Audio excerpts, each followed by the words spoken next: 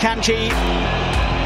Saved by Pickford. সুইজারল্যান্ডকে হারিয়ে semifinal নিশ্চিত করেছে ইংল্যান্ড। নির্ধারিত 90 মিনিট ও অতিরিক্ত সময় 1-1 গোলে অমীমাংসিতভাবে শেষ হয়। পরে নিয়ম অনুযায়ী কোয়ার্টার ফাইনালের ম্যাচটি গড়ায় টাই ব্রেকারে।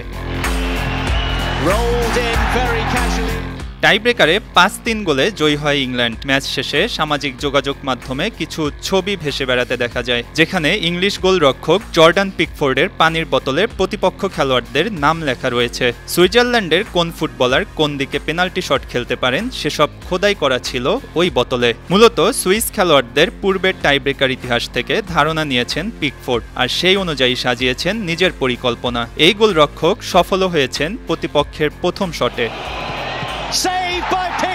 সুইজারল্যান্ড ডিফেন্ডার ম্যানুয়েল আকাঞ্জির নেওয়া শটটি বাঁ দিকে লাফিয়ে ঠেকিয়ে দেন পিকফোর্ড। আশ্চর্যজনকভাবে ইংলিশ গোলরক্ষকের পানির বোতলে আকাঞ্জির ব্যাপারে বাঁ দিকে লাফিয়ে পড়ার কথাই লেখা ছিল।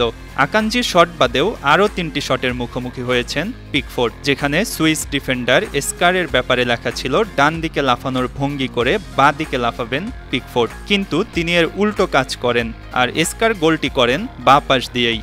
এরপর শাকিরি ও আমদনির শটেও গোল পায় সুইজারল্যান্ড। অন্যদিকে নিজেদের প্রতিটি শট জালে জড়িয়ে 5-3 গোলের জয় পায় ইংল্যান্ড, আর সেমিফাইনালে পৌঁছানোর উচ্ছ্বাসে উঠতে থাকে পুরো ইংলিশ শিবির। মঈন হাসান, 52 টিভি।